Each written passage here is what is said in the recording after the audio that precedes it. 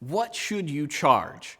This is a very common problem for small business owners. You're not quite sure what you should ask people to spend on doing business with you. This is especially challenging if you're a new business owner and you don't even have a customer yet. Now, there are lots of different analytical, deep methods to figuring out a pricing strategy. In this video, I want to share with you just 4 quick tips that will get you started on the process. It's not an exact science anyway.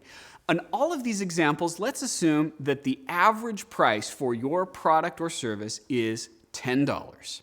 The first thing that we can look at is cost. Now, when you sell a product or service, you do have to consider what are the costs involved. There are 3 different aspects of cost. Number 1 is overhead. These are things that you're going to have to spend money on regardless of how many products or services you make or sell. Things like rent or utilities. Next is materials. This is a variable expense, meaning it will increase or decrease corresponding with the number of things that you offer. And then finally, labor. If you've hired someone else to do work for you, you do have to pay them for that time to make it or to deliver that service to someone. We need to consider all of these different costs when pricing something. So for instance, in that $10 example, if our overhead was $2 a month and our materials are $2 per unit, and our labor is $2 per unit as well, then our profit would be $4 per unit. Number 2 is quality.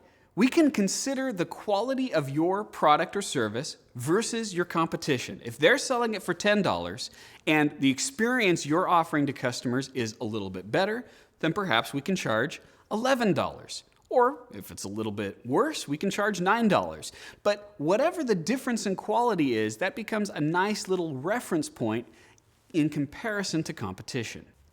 The third thing that we can consider is how targeted are we toward our most valuable customer, that MVC. Now, our most valuable customer is the profile of the person who's going to buy our products or services.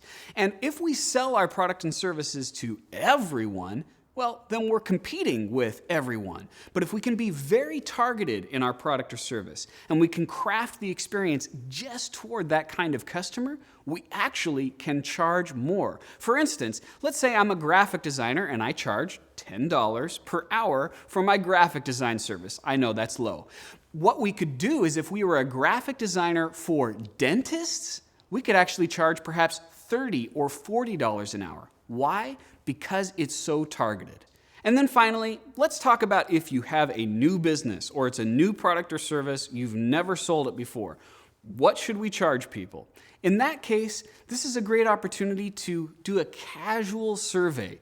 Talk to those people who would buy it, that most valuable customer, and ask them, what would you be willing to spend for something like this? Their answers won't be precise, but they'll get you in the ballpark of where you can begin to price that product or service. Pricing, as you can see, is not an exact science. It's not perfect, but hopefully this will give you a starting point to begin selling your product or service. Then over time, you can make small adjustments to find that perfect price point.